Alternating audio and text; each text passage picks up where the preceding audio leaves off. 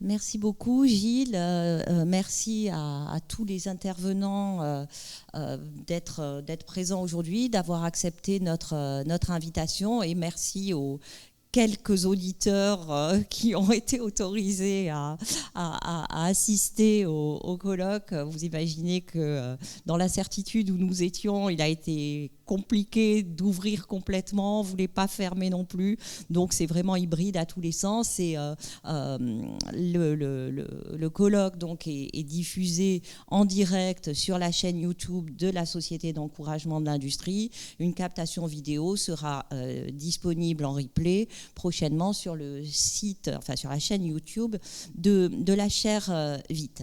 Donc aujourd'hui, on est réunis ici pour parler d'une filière et non pas d'un territoire, comme on l'avait fait à l'occasion du colloque précédent qui s'était tenu à la Caisse des dépôts, et en retenant comme thématique la question du photovoltaïque. Nous avions, dès le début, le sentiment d'ouvrir le débat sur la longue histoire d'un secteur qui, en France, n'arrête pas d'être prometteur. C'est-à-dire que depuis 20, 30, peut-être même avant pour les anciens et anciennes, on nous dit que le photovoltaïque, c'est l'avenir. Alors finalement, quand cette crise sanitaire puis économique est arrivée, il nous a semblé qu'il y avait une prise de conscience dans cette tourmente que peut-être le moment de concrétiser les promesses du secteur était venu. C'est pourquoi, alors qu'on avait déjà pensé au sujet, je crois, vers la fin de l'année 2020, pour un colloque initialement prévu en avril, nous avons persévéré dans l'organisation et fait en sorte de pouvoir nous réunir ici aujourd'hui. Alors, je crois qu'aujourd'hui, tout le monde considère le photovoltaïque comme une filière d'avenir. On a un rapport du MIT qui s'appelle The Future of Energy Solar, qui considère qu'en 2050, les énergies tirées du solaire domineront la production d'énergie, tout en disant on ne fait pas de prévision au-delà de 2050, c'est-à-dire dans pas très longtemps finalement, pour deux raisons principales. Tout d'abord parce que un développement important de cette filière pourrait amener à un changement radical du modèle énergétique qui empêche la formulation de toute prévision à horizon plus lointain. Donc on est vraiment en situation d'incertitude radicale par rapport à ça. Deuxièmement, parce que le déploiement futur de l'énergie solaire, au-delà de 2050, dépendra des conditions du marché qui auront été modifiées par le développement de l'énergie solaire avant 2050. Donc, impossible de tracer les pistes d'une quelconque transition à long terme dans le domaine. Donc, on voit que la prudence du MIT est extrême et les prévisions qui sont faites sont seulement à moyen terme. En France, on a à peu près la même prudence. Alors, selon les chiffres du ministère de la Transition écologique et solidaire, la production électrique d'origine solaire a augmenté de 3% au premier trimestre 2020 par rapport à l'année précédente. La croissance du parc photovoltaïque en termes de puissance des installations est à peine plus élevée, 5% pour les projets au cours de l'année dernière. Alors tous les acteurs considèrent que c'est trop peu, hein, que cette croissance est insuffisante. Et d'ailleurs, le 31 mars dernier, Jean Castex, interrogé par un sénateur sur le sujet, marteler une forte volonté de l'État de s'engager pour la construction d'une filière photovoltaïque souveraine et durable dans le pays. Donc on retrouve le discours récurrent sur le sujet. Et quels sont les outils qui sont avancés?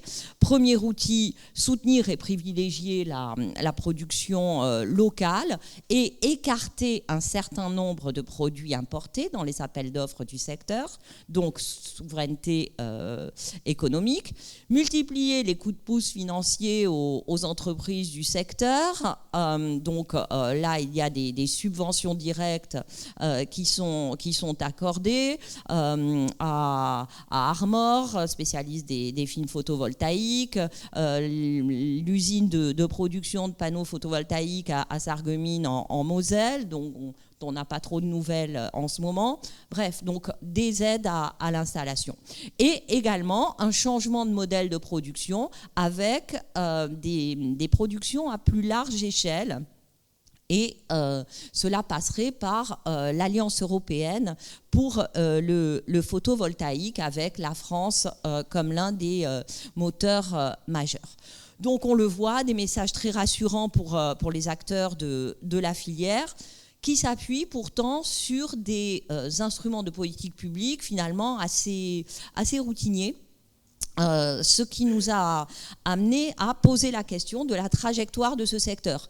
Est-ce qu'on peut, avec des routines de politique publique, modifier la trajectoire technologique et économique de cette industrie, surtout en ce moment, avec une envolée des prix comme on n'avait pas vu depuis longtemps dans le domaine de l'énergie, qui va avoir des répercussions sur les ménages et sur les entreprises, alors qu'on est à peine dans un semblant de reprise économique. Alors là-dessus arrive l'ADEME, qui a une feuille de route en vue d'améliorer les performances environnementales globales du secteur photovoltaïque en France. Et l'ADEME ne manque pas de souligner que le photovoltaïque est l'une des meilleures alternatives à l'utilisation des énergies fossiles. Donc on retrouve cette idée d'un secteur d'avenir et souhaite améliorer la diffusion de cette technologie avec des propositions qui finalement sont très semblables à celles du gouvernement. Donc qu'est-ce qui cause quoi, je ne sais pas, mais on a une forte similitude. Ce qui est marquant de constater, c'est que dans toutes les propositions de politique publique qui sont faites, la dimension industrielle, production industrielle est finalement très minorée. On est surtout axé sur la politique énergétique, pas tellement sur la politique industrielle, même si on a des réflexions sur l'éco-design, l'éco-label, l'étiquette énergie pour le secteur photovoltaïque, afin de défendre ce qu'on peut appeler une stratégie d'excellence environnementale. Donc avec ce colloque, la question que Gilles et moi avons souhaité nous poser et vous poser, c'est comment penser autrement le développement de la filière en partant un peu moins d'un primat énergétique et plus radicalement d'un parti pris industriel et économique. Bien sûr, la dimension environnementale est fondamentale, ça fait partie des piliers des travaux que nous développons, mais la question qu'on se pose, c'est comment le secteur photovoltaïque peut être vu comme un enjeu de politique industrielle aussi, et pas seulement de politique énergétique. Alors le contexte industriel et institutionnel nous semble favorable à ce type de production. On a tous plus ou moins à l'esprit l'existence d'un Clean Energy Package européen qui prévoit de développer les systèmes photovoltaïques résidentiels. Et la question qui se pose, c'est avec quels panneaux ? Est-ce que ce seront des panneaux directement importés de Chine ? Est-ce qu'on va réussir enfin à reconstituer ou à constituer une filière européenne? Les débats ont été très, très puissants avec la taxation des panneaux chinois qui a été mise en place, qui a failli dégénérer en guerre économique globale entre l'Europe et la Chine. Mais aujourd'hui, ce que l'on voit, c'est qu'il y a une tension au niveau du marché. D'un côté, la demande de panneaux photovoltaïques augmente. C'est très clair, on voit un développement des installations et des demandes de raccordement. De l'autre côté, l'offre vient uniquement ou presque d'Asie. Il existe quelques producteurs encore au Canada. Il faut voir ce qui va se passer aux États-Unis, puisque les États-Unis viennent de décider de taxer très fortement les panneaux photovoltaïques importés de l'étranger, même s'ils ne contiennent que quelques composants venant de Chine pour simplifier. Donc, apparemment, dans certains pays, la question est tranchée. En France, on est encore dans un entre-deux. Et la question, c'est, est-il encore possible de modifier les choses? Est-ce qu'on a dépassé un plancher et donc on serait finalement en situation d'irréversibilité? On n'espère pas, sinon on ne serait pas là aujourd'hui, je crois. Mais la situation est de fait très, très compliquée. Taxation, subvention, prime à l'installation, donc différents outils qui peuvent être mis en œuvre pour structurer la filière en France et plus généralement en Europe. C'est donc l'enjeu qui traverse les trois tables rondes qui vous sont proposées aujourd'hui, avec d'abord une première table ronde ce matin qui se demandera si et comment il est possible de réunifier un système de production aujourd'hui fractionné, notamment entre les producteurs et les installateurs. Quels sont les enjeux en termes d'emploi? Quelles sont les opportunités d'un point de vue écologique? Quelles sont les exigences en termes de structuration de la filière et de coopération des acteurs? La deuxième table ronde, en tout début d'après-midi, portera sur l'enjeu crucial qu'est l'innovation dans ce domaine.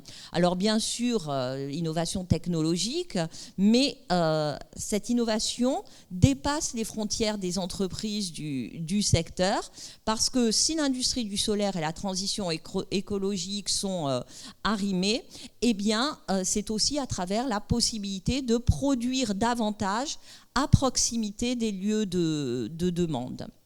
Donc c'est un peu l'enjeu, c'est l'enjeu de cette table ronde. Et la troisième table ronde, en seconde partie d'après-midi, revisitera les politiques publiques sur la base de cette hypothèse ou de cette approche de policy mix et cherchera à imaginer les conditions et les modalités d'une mise en cohérence des trois grands blocs qui conditionnent la transition écologique, à savoir la politique de l'environnement, la politique énergétique et la politique industrielle.